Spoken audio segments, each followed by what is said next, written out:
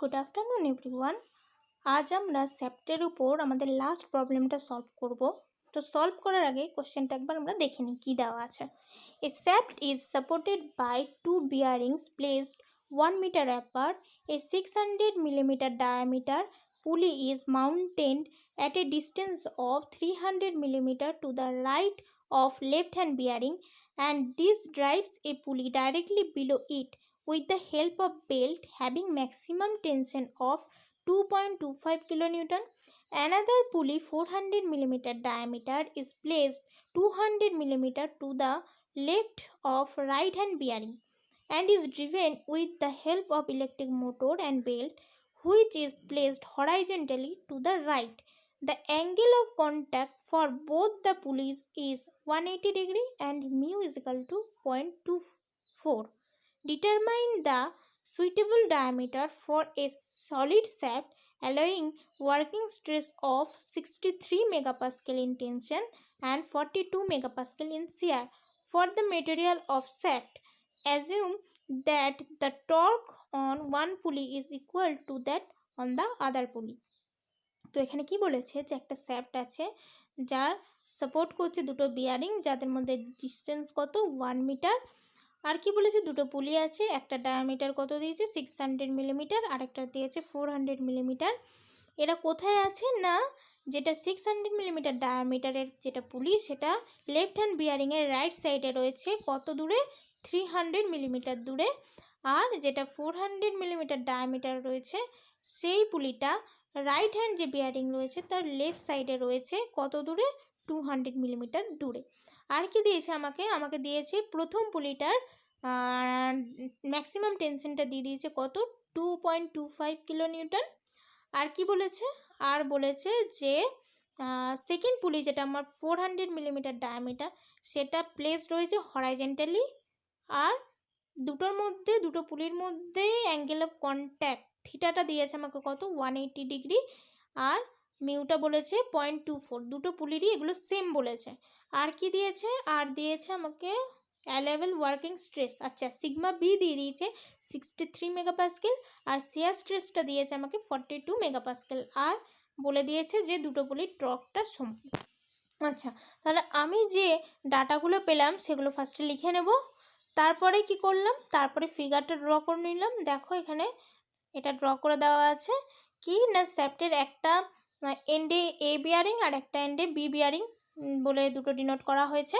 দুটো বিয়ারিংয়ের মধ্যে দেখো ডিস্টেন্স দেওয়া হয়েছে 1 মিটার, আর দুটো পুলি রয়েছে, একটা পুলি ভার্টিক্যালি প্লেসড আর একটা হরিজন্টালি প্লেস। যেটা ভার্টিক্যালি প্লেস সেটার ডায়ামিটার ছিল 600 মিলিমিটার, তো সেটা সেই পুলিটা সি দ্বারা ডিনোট করা হয়েছে, আর এর ডায়াটা 0.6 মিটার, যেহেতু এটা 600 মিলিমিটার থেকে 0.6 মিটার কনভার্ট করা হয়েছে। আর ছোটো পুলিটা আমাদের কত ছিল 400 মিলিমিটার ছিল তার ডায়ামিটারটা, আর এটা ছিল যেটা আমাদের বি বিয়ারিং সেখান থেকে 200 মিলিমিটার দূরে। তো এখানে দেখো দেওয়া আছে 0.2 মিলিমিটার, আর এই পুলিটা দেখো ছিল 300 মিলিমিটার দূরে, তো সেজন্য এখানে 0.3 মিলিমিটার দেওয়া হয়েছে। আর ডি পুলিটা কি বলেছিল হরাইজেন্টালি প্লেসড বলেছিল, সেজন্য পাশের যে সাইড ভিউটা আছে দেখো সেখানে কি দেওয়া হয়েছে, সেখানে ডি পুলিটার যে টেনশন দুটো রয়েছে T3 আর T4 এটা দেখো হরাইজেন্টাল দিকে ডিরেকশন করা হয়েছে, আর সি পুলিটা যেহেতু ভার্টিক্যালি প্লেসড রয়েছে সেজন্য এটার দেখো ডাউনওয়ার্ডে T1 আর T2টা দেওয়া হয়েছে। আচ্ছা, আর কি এরপরে আমরা কি করব না ম্যাথটা স্টার্ট করব।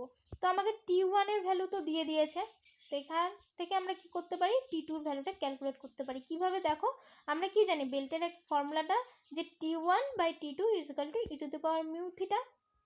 তো মিউ এর ভ্যালু আমাকে দিয়ে দিয়েছে 180 ডিগ্রি, তার মানে 180 ডিগ্রি মানে কি পাই রেডিয়ান, আর থিটাটার ভ্যালু দিয়ে দিয়েছে 0.24, আর T1 এর ভ্যালু জানি, তো এখান থেকে আমরা T2টা ক্যালকুলেট করে নিতে পারবো। দেখো এখানে কি বেরিয়েছে T1/T2 = 2.127। তো T1 এর ভ্যালু জানি, তো এই T1 এর ভ্যালু থেকে এটা যদি ডিভাইড করে দিই তাহলে কি পাবো T2 এর ভ্যালুটা পেয়ে যাব। তো কত পেয়েছি 1058 নিউটন। এরপর কি করব, এরপর আমরা সি পয়েন্টে তার ভার্টিক্যাল লোডটা বার করব।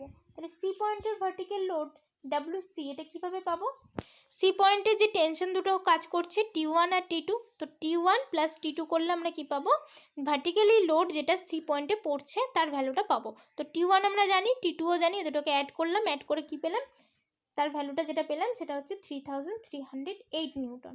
ঠিক আছে, আর ডি পয়েন্টে, সি পয়েন্টের ভার্টিক্যাল লোড ক্যালকুলেট করলাম, আর ডি পয়েন্টের কি পাবো, ভার্টিক্যাল লোড পাবো না, তার কারণ ওখানে যে পুলিটা রয়েছে সেটা হরাইজেন্টালি প্লেসড রয়েছে, তো এই লোডটা হরাইজেন্টাল দিকে পাবো, ভার্টিক্যাল দিকে কিন্তু লোডটা পাবো না, যে সেজন্য এখানে লেখা হয়েছে vertical load on the sat at D is equal to 0। এই কারণে এখানে 0 নেওয়া হয়েছে, কারণ ডিতে যে পুলিটা রয়েছে সেই পুলিটা হরাইজেন্টালি প্লেসড রয়েছে। ঠিক আছে, এরপর কি করব, এরপর আমরা টর্কটা ক্যালকুলেট করব। তাহলে টর্কটা কি পাবো, সি পয়েন্টের টর্কটা T1 minus T2 into C পুলির রেডিয়াস, তো T1 জানি, T2 জানি, রেডিয়াসটাও জানি, তো এখান থেকে টর্কটা ক্যালকুলেট করে নেবো। টর্ক কত পেলাম, 357.6 নিউটন মিটার। আচ্ছা, আমাকে কিন্তু বলে দিয়েছিল যে দুটো পুলিরই টর্ক কিন্তু সেম, তাহলে সি পুলির যেটা টর্ক পেলাম সেটাই আমার ডি পুলিরও হবে। ঠিক আছে, এটা মাথায় রাখো, এটা দেখো একটু পরেই কাজে লাগবে আমাদের।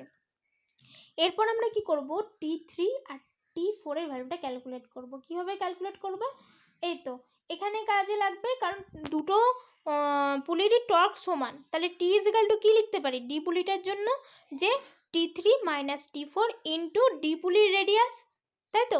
তো আমরা ডি পুলির রেডিয়াসটা জানি, টিটা জানি, তাহলে T3 মাইনাস T4 একটা ইকুয়েশন পাবো। তো সেটা করে কি পেয়েছি দেখো, T3 minus T4 is equal two 1788 Newton. ঠিক আছে, আর আমরা কি জানি, আমরা জানি যে দুটো পুলির অ্যাঙ্গেল অফ কন্ট্যাক্ট মানে থিটাটা আর মিউটা ইকুয়াল, তাহলে T3 by T4 is equal to e to the power mu theta যদি করি, তাহলে তার যে ভ্যালুটা বেরোবে T1 by T2 is equal to e to the power mu theta, এর ভ্যালুটাও সেমই হবে। তাহলে আমরা কি লিখতে পারি, T3 by T4 is equal to T1 by T2। তো ভ্যালুটা কত পেয়েছিলাম আগে আমরা, দেখো T1 বাই T2 পেয়েছিলাম ইজ ইকাল টু 2.127। তো এখানেও আমরা বলতে পারি যে T3 by T4 is equal two 2.127। তো এখান থেকে কি পাচ্ছি, T3 আর T4 এর মধ্যে একটা রিলেশন পাচ্ছি, কি পাচ্ছি, T3 is equal two 2.127 T4। এরপর এই T3 এর ভ্যালুটা আগের ওই ইকুয়েশনটা যেটা T3 minus T4 is equal two 1788 পেয়েছিলাম, ওখানে যদি পুট করি তাহলে কি পাবো, আমরা T4 এর ভ্যালুটা ফার্স্টে পেয়ে যাব। তো T4 এর ভ্যালুটা কত পেলাম, 1588 নিউটন। তো T4 পেয়ে গেলে এখান থেকে T3টা বের করে নিতে পারবো, কত বেরোলো, 3376 নিউটন।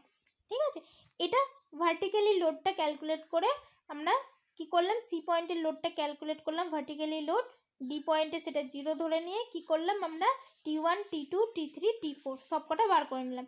এরপর কি করব, এরপর আমরা হরাইজেন্টালি লোডটাকে ধরে ডি পয়েন্টের কাজ করব। তো ডি পয়েন্টের হরাইজেন্টালি লোড পাচ্ছি, ওখানে ভার্টিক্যালি লোড নেই, সেই জন্য কি পাচ্ছি, কেবলমাত্র হরাইজেন্টাল লোড পাচ্ছি। তাহলে WD ইজ ইকুয়াল টু কী হবে, ওদিকের যে টেনশন দুটো ছিল T3 প্লাস T4, T3 আর T4 আমরা জানি, তো এখান থেকে WDটা পেয়ে যাব কত, 4964 নিউটন। আচ্ছা, সি পয়েন্টে কি কোনো হরাইজেন্টাল লোড আছে, নেই, তার কারণ এখানে যে পুলিটা আছে সেটা ভার্টিক্যালি প্লেসড রয়েছে, তো হরাইজেন্টালি কোনো লোডই নেই, তো সি পয়েন্টের লোডটা আমার 0 হয়ে গেল। ঠিক আছে, এরপর কি করবে, এরপর আমরা মুভমেন্টগুলো বার করব, maximum bending movement for vertical and horizontal লোডিংয়ে। কি করব, ফার্স্টে আমরা সি পয়েন্টটাকে ধরবো, সি পয়েন্টটা ধরে কি করব, তার বেন্ডিং মুভমেন্টটা বার করব। তো সি পয়েন্টে কি আছে, কেবলমাত্র ভার্টিক্যাল লোড আছে, তাই তো। ফিগারটা আমি এখানে একবার ড্র করে দিচ্ছি, তাহলে বুঝতে সুবিধা হবে তোমাদের। এখানে কি ছিল, আমার বিয়ারিং ছিল এ বি, শুধু আমি লাইন ডায়াগ্রামটা করছি। এখানে কি ছিল, আমার সি পুলি ছিল, আর এখানে কি ছিল, আমার ডি পুলি ছিল, তাই তো। তো এখান থেকে ডিস্টেন্স কত ছিল, 0.3 মিটার, এখান থেকে এটা কত ছিল, 0.2 মিটার, তাই তো। আর দুটোর মধ্যে এ আর বি এর মধ্যে ডিস্টেন্স ছিল 1 মিটার, তাই তো। আর এটার ডায়া কত ছিল, 0.6 মিটার, আর এটা কত ছিল, 0.4 মিটার। ঠিক আছে, তো এরপর কি করব, আমরা এই সি পয়েন্টে ভার্টিক্যাল লোডিংকে কনসিডার করে আমরা মুভমেন্টগুলো বার করব। তো সি পয়েন্টের জন্য দুটো রিয়াকশান কী পাবো আমরা, আর এভি ভার্টিক্যালে এ পয়েন্টে আর আর বিভি, তাই তো। তো আর এভি প্লাস আর বিভি ইজিক্যাল টু কী হবে, ডাব্লিউসি হবে। ডাব্লিউডিটা তো হরাইজেন্টাল লোড, তো ভার্টিক্যাল লোড কনসিডার করছি, তো এখানে ডাব্লিউসি ইজিক্যাল টু ডাব্লিউসি হবে। তো ডাব্লিউসির ভ্যালু কত পেয়েছিলাম, 3308 নিউটন। তাহলে আর এবি প্লাস আর বিবি ইজিক্যাল টু 3308 নিউটন। এরপর কি করব আমরা, এর রেসপেক্টে যদি মুভমেন্ট নিই, তাহলে আর বিভি ইন্টু ডিস্টেন্স কতটা জুড়ে কাজ করছে, এই 1 মিটার জুড়ে, ইজিক্যাল টু কী হবে, ওপর দিক থেকে কোন লোডটা পড়ছে, ডাব্লিউসি পড়ছে, কত তার ভ্যালু 3308, এটা কতটা ডিস্টেন্সে কাজ করছে, এই ডিস্টেন্সটা 0.3, ইজিক্যাল টু করে কি পাবো আমরা, আর বিভির ভ্যালুটা আমরা পেয়ে যাব। কত পেয়েছি দেখো, 992.4 নিউটন। এখান থেকে কি পাবো আমরা, আর এভির ভ্যালুটা বার করে নিতে পারবো, আর বিভি বেরিয়ে গেলে। তো কত বেরিয়েছে, 2315.6 নিউটন।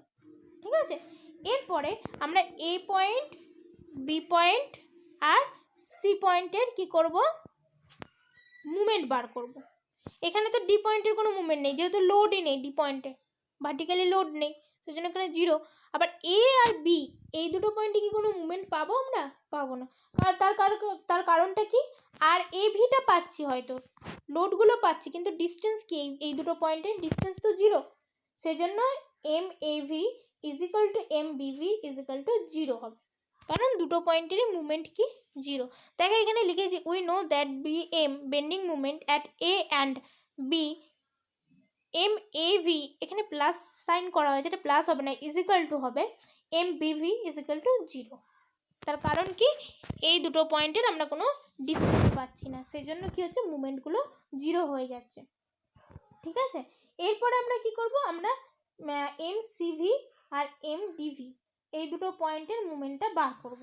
আর এভি আমরা জানি কত, আর এভি ইন্টু 0.3, কারণ ওর ডিস্টেন্সটা কত ছিল, ডিস্টেন্সটা ছিল 0.3। তো এটা করে কি পেলাম, দেখো এর ভ্যালুটা পেলাম 694.7। ঠিক আছে, আর ডি পয়েন্টে ডিস্টেন্সটা কত কাজ করছিল, এটা 0.2 ছিল, আর বিভি ইন্টু 0.2, তো এটা করে কত পেলাম, 198.5 নিউটন মিটার। তো দুটো পয়েন্টের কি পেলাম আমরা, মুভমেন্টগুলো পেয়ে গেলাম।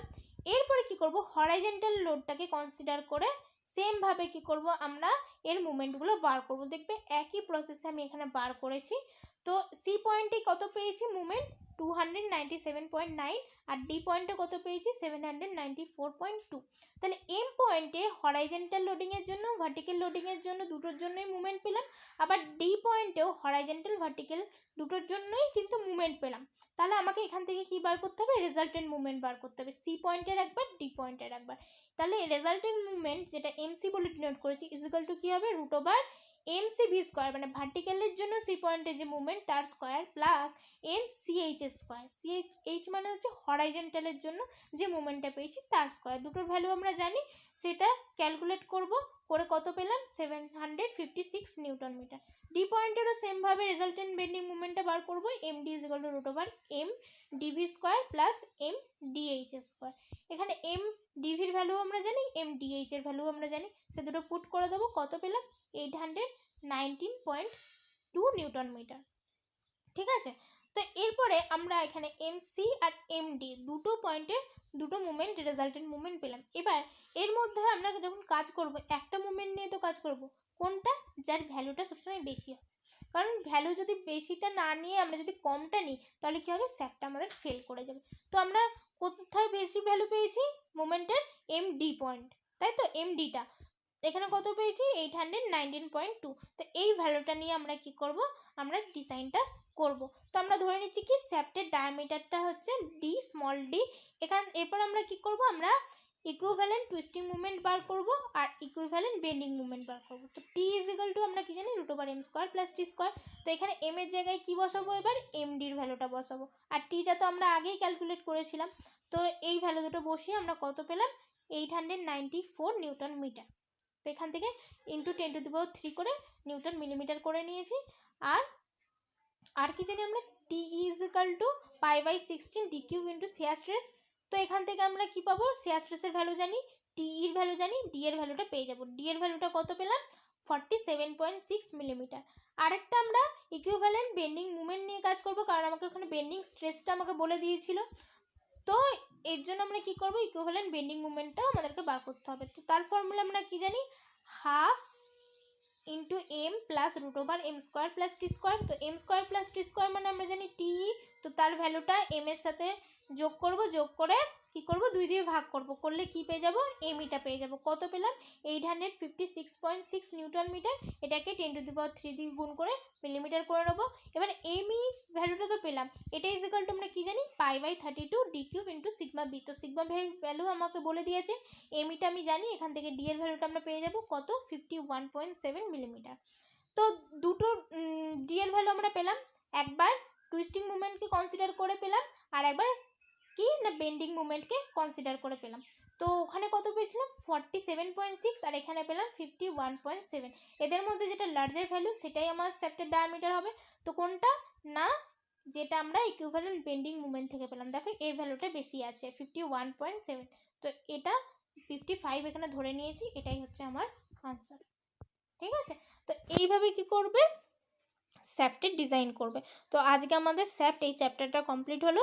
এর যতগুলো আমরা থিওরি পড়েছি বা ডিজাইন কিভাবে করতে হয় শিখেছি বা প্রবলেম দিয়েছি, এগুলো ভালো করে একবার রিভাইজ করে নেবে। ঠিক আছে, ওকে, থ্যাংক ইউ।